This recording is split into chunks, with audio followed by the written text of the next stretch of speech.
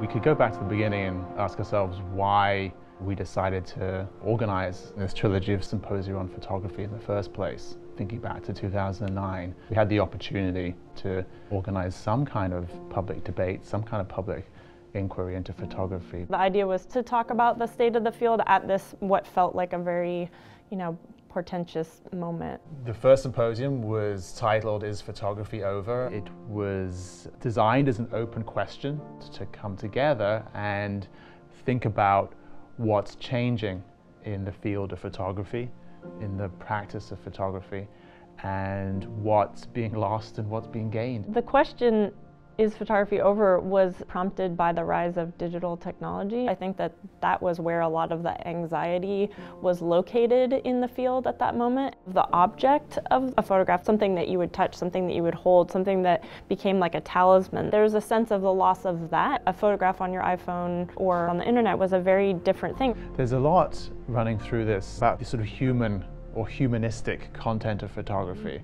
What we feel we're losing about photography seems somehow tied to what we might feel we're losing about ourselves as human beings.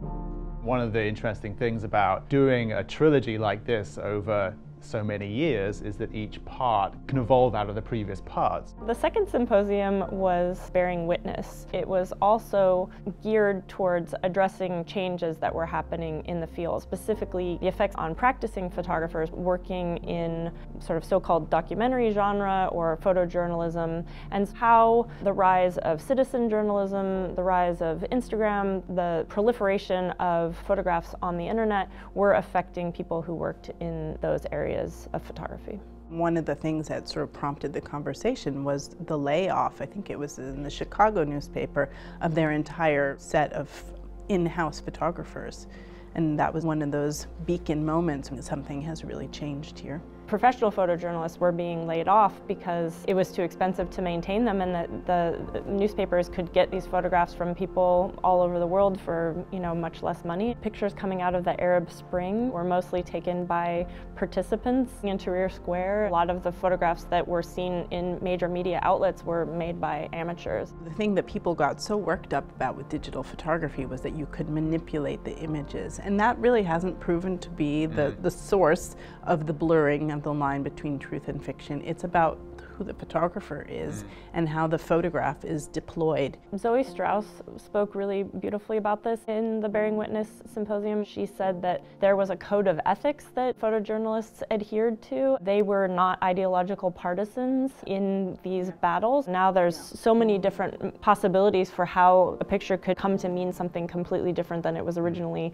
intended for. We had talked about what photography or photograph is and who was a photographer. I think we saw that actually in all three of the symposia. A lot of the changes that we identified were not ruptures necessarily, that all of these things had been inherent to photography since the beginning, but that we were seeing issues of magnitude. When we decided to do our third and final symposium in this trilogy, we came up with this idea of when is a photograph, and we called it the photographic event. We tend to think about photography as the moment where you click the shutter, but a photograph has so many more events: when it's shared, when it's thrown away.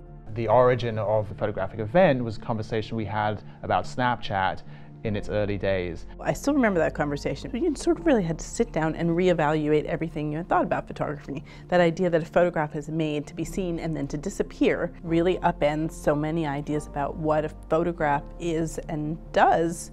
I still maintain that the materiality of the photographic object will remain important, but I do think that this kind of idea of ephemerality and whether things disappear or don't disappear is really important. There are a number of questions that came out of the photographic event for me. The main one came from Trevor Paglen. It was actually a remarkable way to end the trilogy of symposia with his provocation that the issue was not to do with how people might have manipulated photographs or how people circulate photographs in different ways, but actually about the ways in which machines are handling photographs in the invisible world of data accumulation and data retrieval. Brought to a certain kind of conclusion the whole arc of what we discussed and pointed towards another set of topics that still relate to photography but are in a different space altogether.